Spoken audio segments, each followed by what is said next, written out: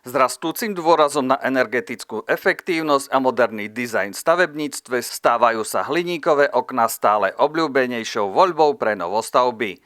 Prečo by sme mali zvážiť hliníkové okná pre váš budúci dom? Opýtali sme sa v predajnom štúdiu Rakistav. V ponuke máme aj špičkové hliníkové okná, máme vlastne dvoch značiek, Aliplast a Šiko. Všetky hliníkové okná majú v štandarde skryté pánty a hliníkové okná sú výnimočné najmä tou svojou konštrukciou, pretože hliník ako konštrukčný prvok je ďaleko stabilnejší a pevnejší ako sú plastové okná. Hliníkové okná prinášajú do vášho domova luxusný nadčasový dizajn. Ich rovné línie a elegantný vzhľad dodajú vášmu domovu moderný šmrnc.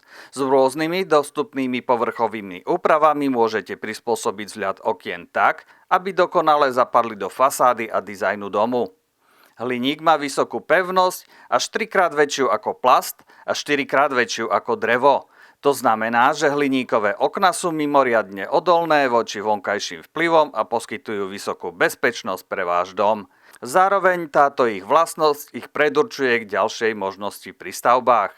Výhodou hliníkových okien je hlavne to, že hliník ako konštrukčný materiál je ďaleko pevnejší a stabilnejší, čo nám umožňuje v prípade hliníkových okien ísť do rozmerov, kde teda už sa v prípade plastových okien nevieme dostať.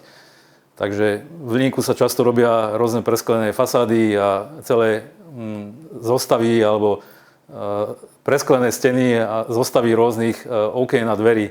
Hliníkové okná a dvere sú známe svojou extrémnou trvácnosťou a spoľahlivým výkonom. Ich dlhá životnosť, ktorá sa odhaduje na minimálne 80 rokov, robí z hliníka skvelý investičný materiál pre vašu novostavbu. Okrem technických vlastností má hliník aj ekologické výhody. Hliník je 100% recyklovateľný, čo znamená, že okná a dvere z hliníka môžu byť opätovne použité po ich životnom cykle.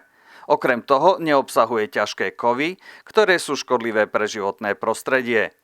Zvýšte hodnotu vášho domu a investujte do hliníkových okien a dverí, ktoré ponúkajú nielen funkčnosť a bezpečnosť, ale aj štýlový dizajn a ohľadoplnosť voči životnému prostrediu.